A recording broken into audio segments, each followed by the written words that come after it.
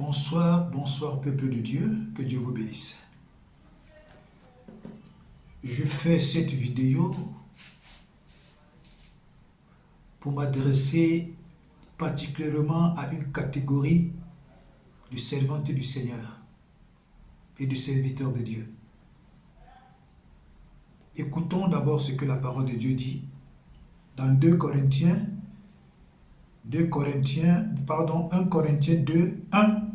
2, du verset 11 au verset 12. Il est écrit: Qui donc, parmi les hommes, connaît les choses de l'homme, si ce n'est l'esprit de l'homme qui est en lui? De même, personne ne connaît les choses de Dieu, si ce n'est l'esprit de Dieu. Verset 12. Or, nous n'avons pas reçu l'esprit du monde, mais l'esprit qui vient de Dieu. Frère, quand nous lisons ce passage de l'Écriture, de 1 Corinthiens 2, le verset 11 au verset 12, qu'est-ce que la parole de Dieu nous dit? La parole de Dieu nous dit qu'il y a 3 types d'esprits qui fonctionnent dans l'Église. Il y a 3 types d'esprits qui fonctionnent au travers des enfants de Dieu. Il y a l'esprit de l'homme qui connaît les choses qui sont dans la vie de l'homme. Il y a l'esprit de Dieu qui nous révèle également des choses. Il y a l'esprit du monde, c'est-à-dire l'esprit du diable, qui nous révèle également des choses. C'est pour cette raison que vous pouvez voir cette fille dans le livre des Actes des Apôtres qui suivait les apôtres derrière en prophétisant. Ce qu'elle disait était la vérité, mais quelle était la source de sa prophétie? Quelle était la source de ce qu'elle disait? Sa source était diabolique, sa source venait d'un python, sa source venait du diable. Or, ce qu'elle disait était vrai. Donc, laissez-moi vous dire, cette nouvelle catégorie de prophétesses, vous ne respectez personne. Vous ne respectez pas les gloires. Vous ne respectez pas les papas. Vous ne respectez pas les anciens. Vous ne respectez pas les doyens. Vous ne respectez pas les hommes de Dieu. Et quand vous vous tenez pour parler, vous dites que c'est le Saint-Esprit qui vous a révélé. Pourquoi il vous manque tellement de sagesse comme ça? Quand le Saint-Esprit te révèle quelque chose, est-ce que c'est pour venir insulter les gens dans Facebook? Quand le Saint-Esprit te révèle quelque chose, est-ce que c'est pour venir insulter? Est-ce que c'est pour venir mépriser? Est-ce que c'est pour venir dire des choses aussi cruelles, méchantes, mauvaises, désobéissantes envers quelqu'un qui a l'âge de ton père? Je m'adresse à cette nouvelle catégorie de prophétesses. Il y en a aussi certainement des prophètes. Ce n'est pas parce que tu as des révélations que tu vas toujours croire que c'est le Saint-Esprit qui te révèle cela. Voilà ce que 1 Corinthiens 2 venait de nous dire. Tu peux avoir des révélations parce que c'est ton esprit humain qui te révèle cela. Tu peux avoir des révélations parce que tu as cultivé de l'amertume, de la haine envers un homme de Dieu, envers quelqu'un. Et quand tu vas dormir, c'est ce que tu vois en rêve et tu viens dire que c'est le Saint-Esprit qui t'a révélé. Non. C'est pourquoi Ecclésiaste dit que certains de nos rêves sont la somme de tout ce que notre esprit a médité en journée. Tu médites le malheur contre quelqu'un, tu médites le mal contre quelqu'un, tu as de l'amertume dans ton âme contre quelqu'un en longueur de journée, des années, des mois, des semaines. Quand tu vas dormir, tu vois cette personne en rêve et tu te lèves pour dire que c'est le Saint-Esprit qui t'a révélé. Non, ce n'est pas le Saint-Esprit qui t'a révélé. C'est ce que ton esprit a médité en longueur de journée. C'est ce que ton esprit humain t'a montré. Le Saint-Esprit ne te montrera jamais quelque chose pour venir faire des palabres, encore où? Dans les réseaux sociaux.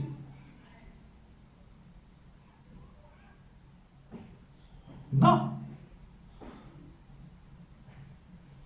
Ton esprit humain peut te révéler des choses. L'Esprit de Dieu révèle également des choses. L'Esprit du diable révèle les choses. Des esprits de Mami Wata, des esprits de Python. Et vous, cette catégorie de jeunes prophétesses-là, vous manquez du respect à vos pères, vous manquez du respect aux doyens, vous manquez du respect aux hommes de Dieu. Je sais, il y a des faux, il y a des vrais, mais vous avez tout mélangé. Vous insultez même les vrais.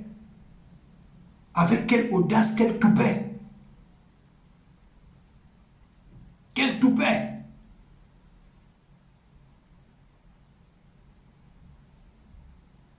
Le diable te révèle des choses parce qu'il veut te pousser à l'erreur. Et tu tombes dans l'erreur du diable. Ton esprit humain te révèle des choses et tu tombes dans le piège du diable.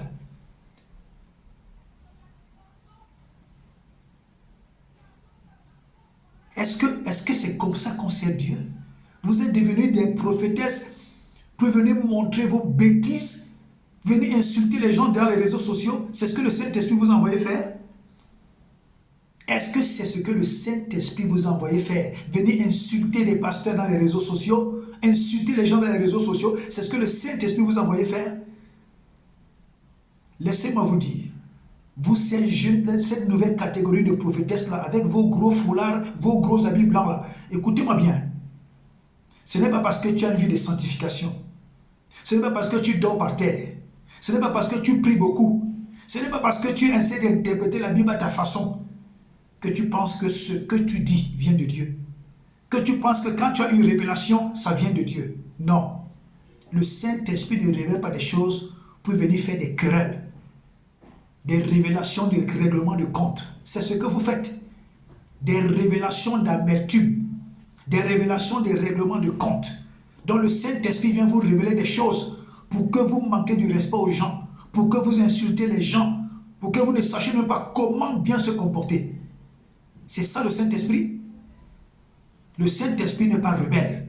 Dieu a dit dénoncer les œuvres du malin. Il n'a pas dit de dénoncer quelqu'un, dénoncer les œuvres. Tu dénonces les œuvres. Maintenant, tu parles à la personne inbox. Est-ce que c'est clair? C'est dans l'église qu'on peut exposer la personne. Tu te mets derrière ton téléphone, Facebook est devenu ton église. Il y a une petite fille là, elle dit qu'elle est prophétesse. Mais méfiez-vous, hein. Toutes ces personnes qui viennent consacrer, vous n'avez pas des églises.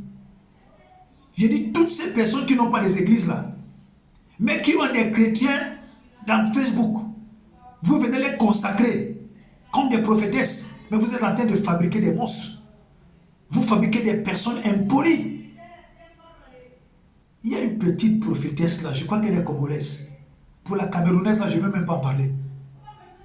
Elle est congolaise. Elle a eu certainement de l'affinité avec l'autre camerounaise là. Je ne vais même pas citer leur nom. Mais une petite fille du rien de tout. Tu te lèves dans les réseaux sociaux, tu témoignes mordicus que le pasteur Marcelo a vendu sa femme parce qu'il est dans la franc-maçonnerie. J'ai dit, hey, ma fille, est-ce que tu peux prouver ce que tu dis? Est-ce que tu as une preuve palpable que le pasteur Marcelo est dans la franc-maçonnerie? Est-ce que tu as une preuve palpable que le pasteur Marcelo a vendu sa femme Maman Blanche? Est-ce que tu as une preuve palpable? Tu te tiens dans les réseaux sociaux pour déclarer des bêtises comme celle-là. Est-ce que tu as une preuve palpable? Est-ce que vous savez que si le pasteur Marcelo était quelqu'un qui aime les palabres et qui vient dans chaque pays où vous êtes, vous portez plainte, vous pouvez prouver devant un tribunal que le pasteur Marcelo a vendu sa femme? Vous pouvez prouver devant un tribunal que le pasteur Marcelo est dans la franc-maçonnerie? Vous n'avez aucune preuve. Aucune preuve. Le texte qu'il a écrit, le message que vous passez le temps à balancer les réseaux sociaux, que chaque élévation a son épreuve. Bien sûr, tous les pasteurs prêchent ça. Tous les pasteurs prêchent ça. Moi-même, je prêche souvent cela. Il n'y a aucune élévation sans épreuve. Aucune. Aucune élévation sans épreuve.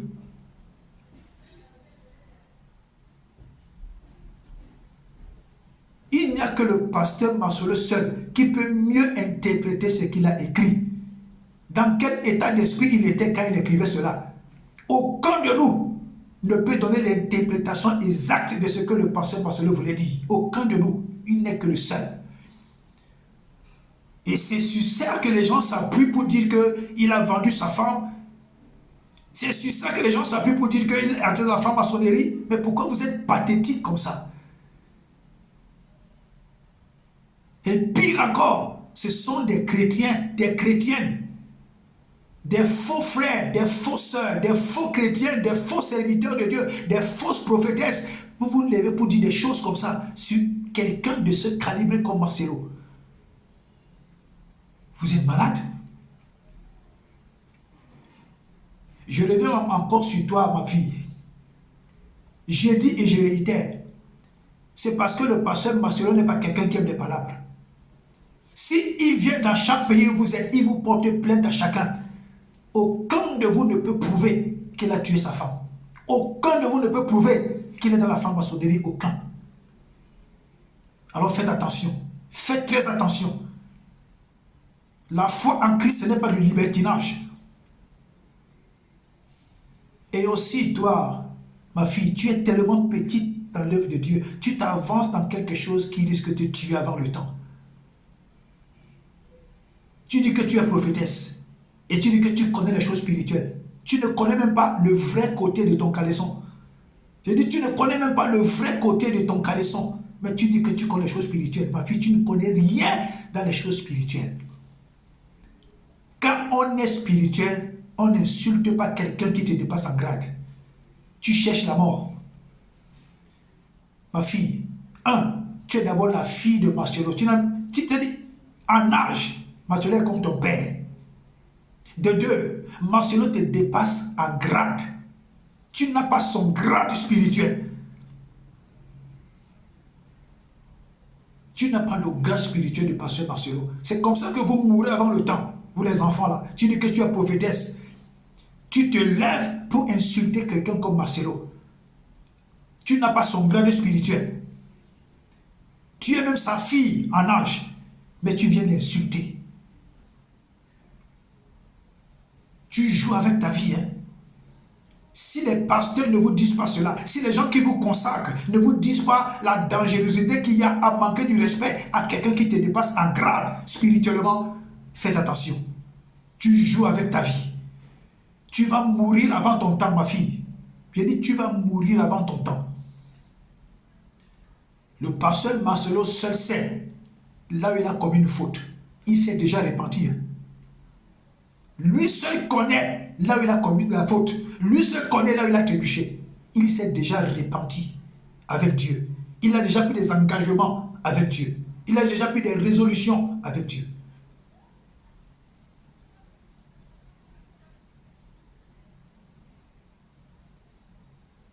Donc faites attention. Faites attention.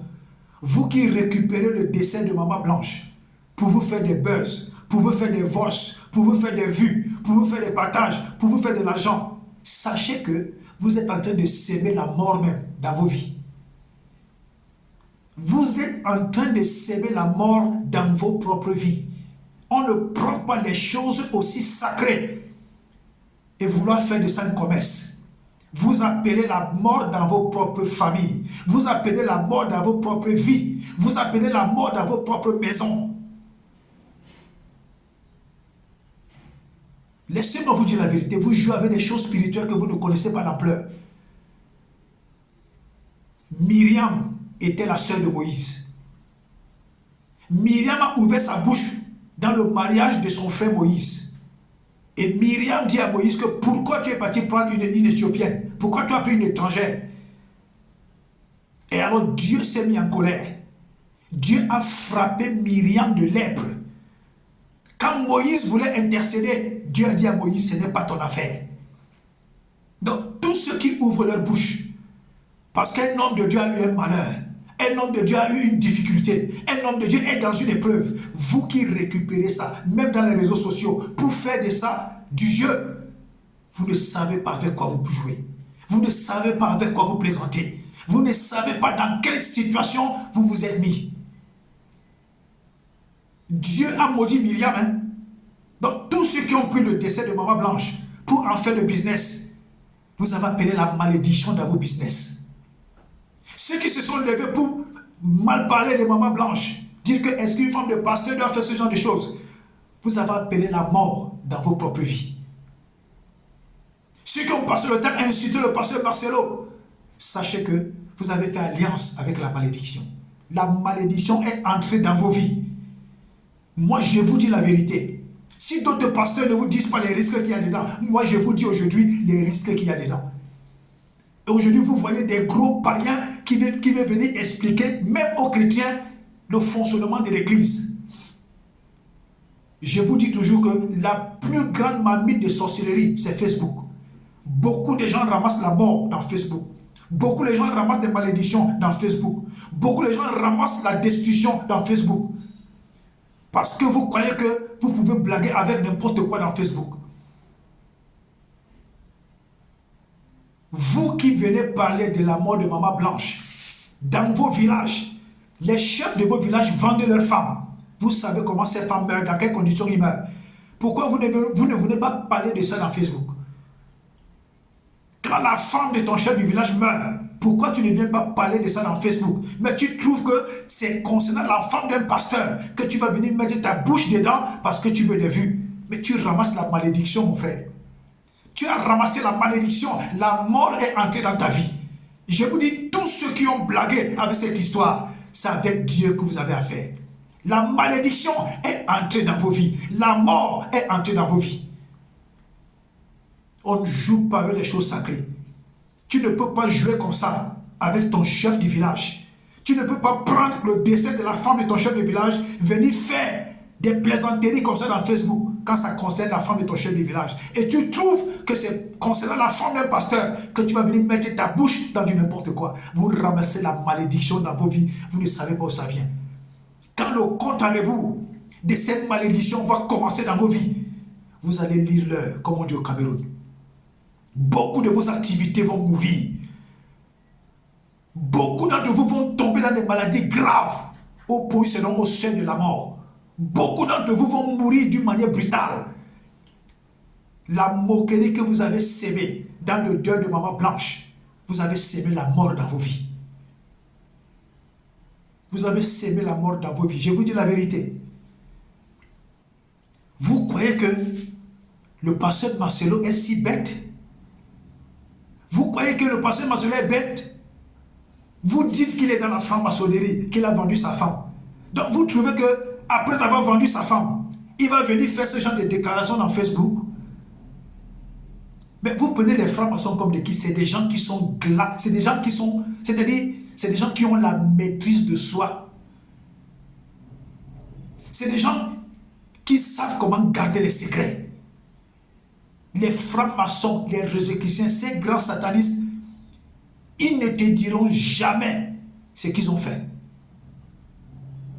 Et vous croyez que le pasteur Marcelo, il tue sa femme et il vient parler dans les réseaux sociaux, il vient faire les déclarations. Je ne savais pas que vous êtes aussi bête que la bêtise. Vous êtes aussi bête que la bêtise.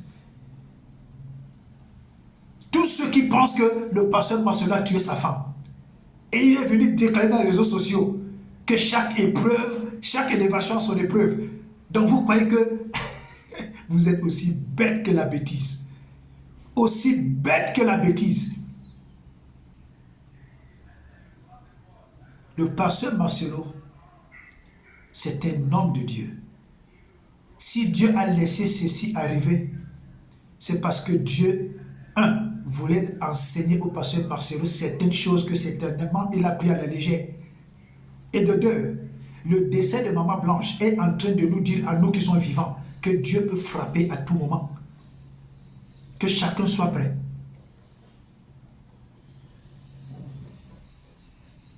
Mais j'ai constaté amèrement que le décès de Maman Blanche n'a même pas enseigné les chrétiens, n'a même pas enseigné le corps de Christ. Au point où j'ai vu une vidéo, vraiment, les chrétiens, vous êtes pathétiques. Des chrétiens, vous êtes des sorciers. Hein? Il y a des sorciers vraiment qui sont des chrétiens. Il y a des chrétiens qui sont des sorciers. Je vous dis qu'il y a des chrétiens, des hommes de Dieu qui sont des sorciers. L'apôtre Leslie a fait une déclaration quand le pasteur Marcelo était vraiment dans le choc. Il a reconnu sa faute, il a reconnu sa bêtise. Il a demandé pardon. Mais j'ai vu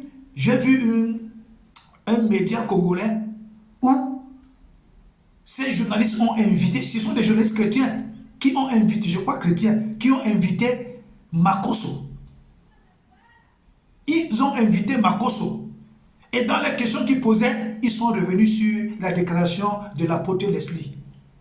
Et Makosso dit que l'apôtre Leslie s'est mal comporté, là il a commis l'erreur. Est-ce que Makosso est bien placé pour faire la morale à quelqu'un? Makosso qui insulte les nudités des femmes, qui insulte les parties génitales des femmes, qui insulte l'église, qui insulte même la Bible, qui dit des choses aussi impures concernant l'église et les chrétiens. C'est Makosso que vous trouvez que vous pouvez inviter pour venir faire les leçons de morale à l'apôtre Leslie? Mais je dis chrétien, pourquoi vous aimez les palabres comme ça? Pourquoi vous êtes aussi bas? Pourquoi vous êtes aussi sadique? Pourquoi vous êtes sadique comme ça? L'apôtre Leslie a demandé pardon, donc passez dessus. Pourquoi vous êtes aussi rancunier? Et vous trouvez que c'est Makosso qu'il faut inviter pour venir faire les leçons de morale à l'apôtre Leslie? Makosso n'est pas un modèle. Makosso n'est pas un modèle. Excusez-moi. Il n'est pas un modèle. Et je plains même les chrétiens qui écoutent Makosso. Je plains ces gens de chrétiens. Makosso vous a dit clairement et net que lui, les affaires de Dieu n'est pas dedans. Il insulte la Bible. Il insulte certaines prédications. Il insulte même des prédications. Il se moque même de la Sainte Seine. Il insulte l'église. Il insulte les nudités des femmes. Mais vous trouvez que c'est quelqu'un comme ça qu'il faut inviter pour venir dire, faire des leçons de morale à l'apôtre Leslie? Vous êtes pathétique. J'ai dit chrétiens, vous êtes pathétique. Chrétiens, vous êtes des sorciers. Chrétiens, vous êtes des haineux. Chrétiens, vous êtes des malpropres. Vous êtes pire que le diable. Vous êtes pire que le diable. L'apôtre Leslie a demandé pardon. Certainement, le pasteur Marcelo lui a pardonné. Mais tous ces gens qui ont tellement de l'amour pour le pasteur Marcelo, tellement de l'amour pour Maman Blanc, tellement de l'amour pour Église Compassion. Mais attendez, par moment, il faut avoir raison gardée.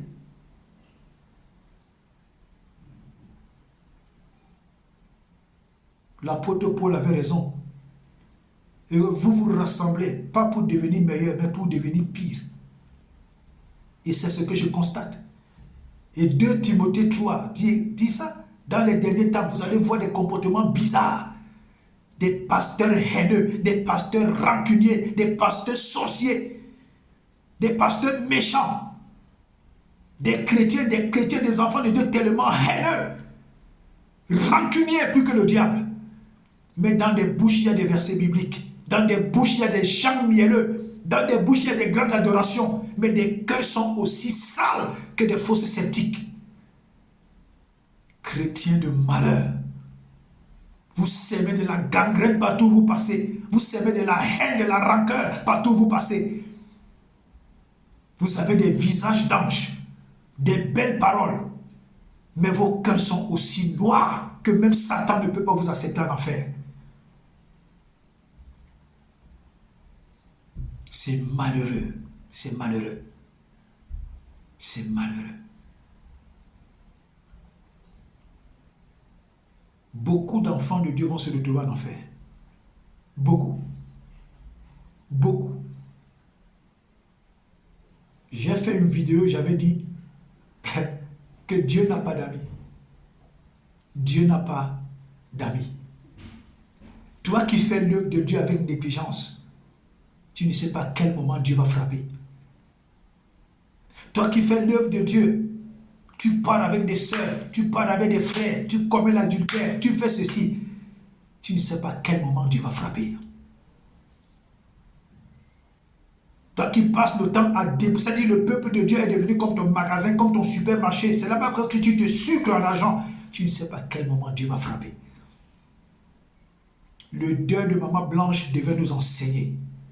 Il ne devait pas nous amener à cultiver de la rancœur, de la rancune. Le deuil de Maman Blanche Tonazi devait nous enseigner.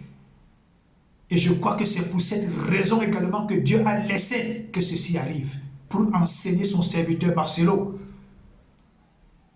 Et je profite de ces vidéos pour dire au pasteur Marcelo, homme de Dieu, tous les hommes de Dieu n'ont pas la même alliance. Tu peux marcher avec des hommes qui ont une alliance légère avec Dieu, qui n'ont même pas des alliances avec Dieu. Ils peuvent faire des choses, Dieu les regarde.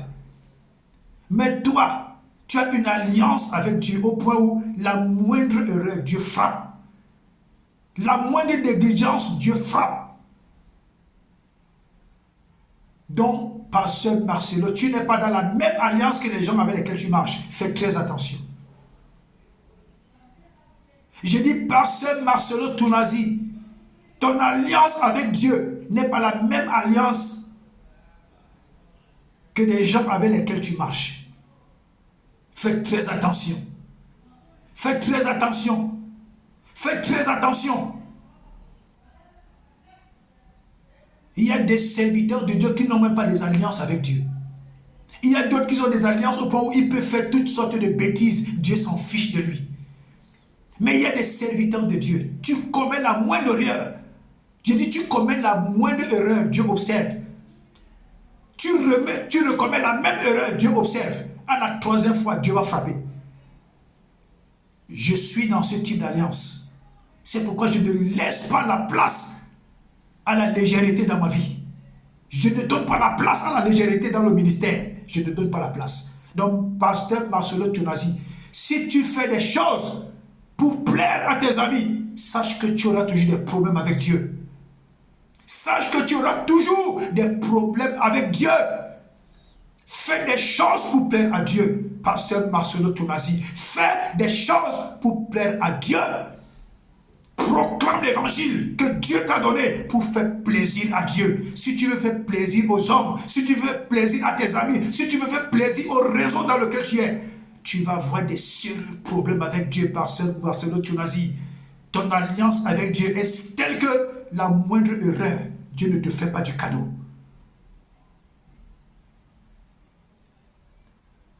C'est ce que je voulais également te dire.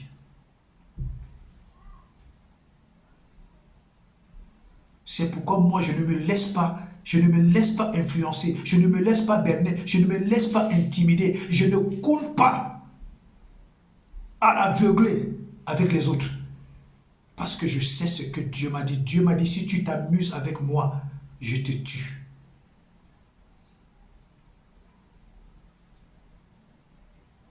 Je ne peux pas m'amuser avec Dieu. Je ne peux pas faire quelque chose pour faire plaisir, même à mon apôtre. Je ne peux pas faire quelque chose pour lui faire plaisir. Quand ça concerne le sacerdoce, je fais ce que Dieu m'a dit de faire et comme Dieu m'a dit de faire. Un vrai prophète n'a pas d'amis. C'est pourquoi Élisée, Élie, Esaïe, Moïse, ils n'avaient pas des amis. Josué, ils n'avaient pas d'amis.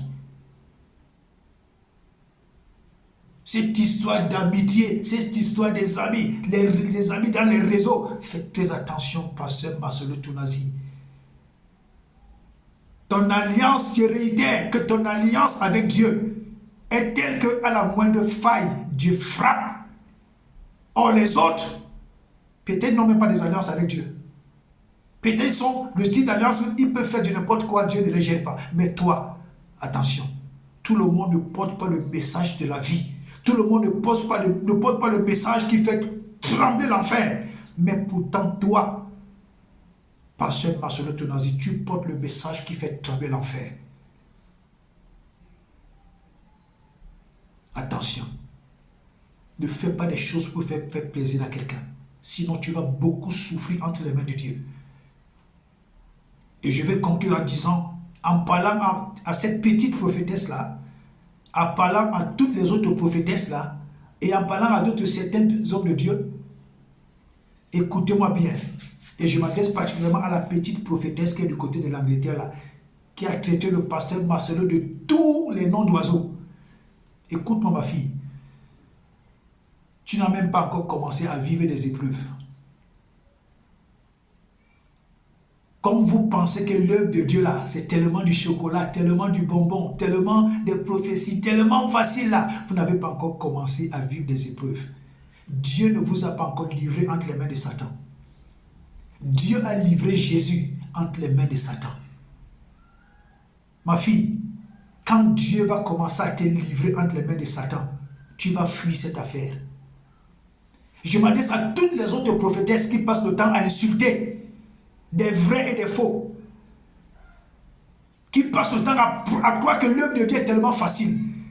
Le moment va arriver où Dieu va commencer à vous livrer entre les mains de Satan. Et là, vous allez comprendre quelle est la souffrance et la chaleur qu'il y a à servir Dieu. Ce n'est pas du chocolat. C'est une histoire de vie ou de mort. Le pasteur Marcelo, Dieu l'a livré entre les mains de Satan. Il a compris, il a retenu, il a reçu la leçon. C'est à lui de devenir sage. Si le pasteur Marcelo sort de cette épreuve sans recevoir la sagesse, il aura des sérieux problèmes avec Dieu tout le restant de son ministère.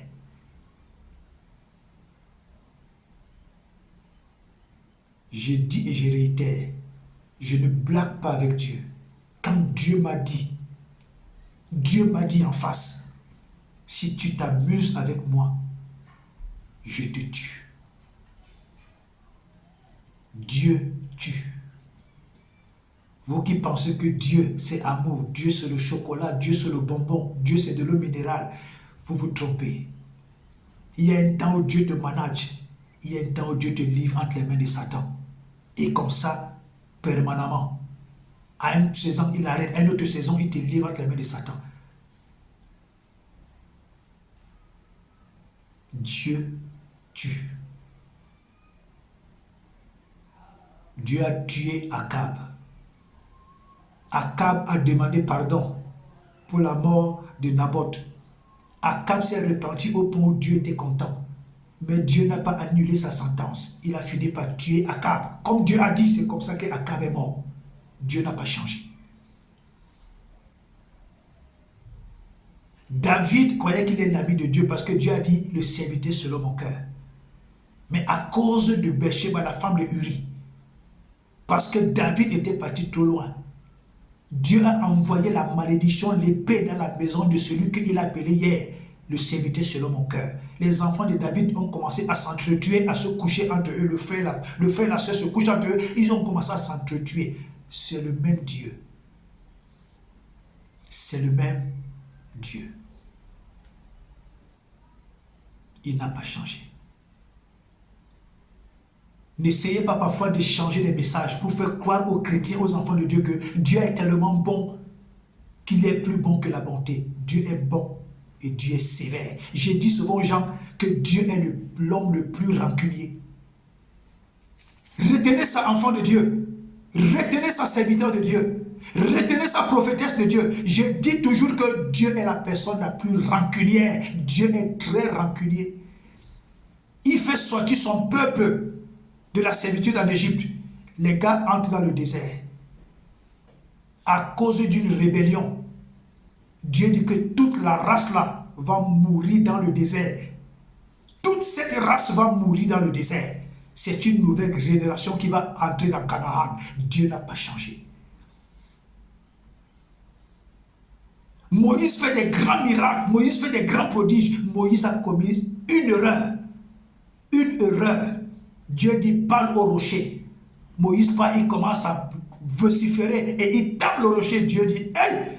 Dieu a dit, Moïse, tu ne vas pas entrer dans Canaan. Dieu n'a pas changé. Dieu n'a pas changé. Ceux qui vous prêchent un évangile de sucre, un évangile de bonbons, un évangile où Dieu est tellement bon que Dieu permet tout, ce sont des pasteurs qui ont juste besoin de votre argent. Le salaire du péché, c'est la mort. Déjà, quand tu commences à pécher, tu es déjà mort. Spirituellement, tu meurs. Et quand tu persévères dans cette voie-là, Dieu finit par te ôter la vie. C'est pourquoi la Bible dit, considère la bonté de Dieu et la sévérité de Dieu. Dieu est bon et Dieu est sévère. Et quand Dieu est sévère, tu ne connais pas à quel point il peut aller.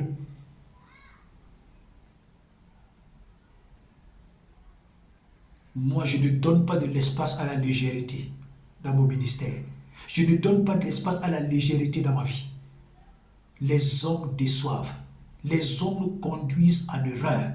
Pasteur Marcelo, attention.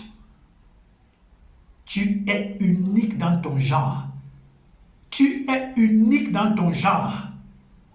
Tu es unique dans ton genre. C'est le genre où Dieu envoie sur terre une fois chaque après 50 ans. Ou alors une fois après chaque 100 ans. Si tu veux plaire aux hommes, tu auras affaire à Dieu.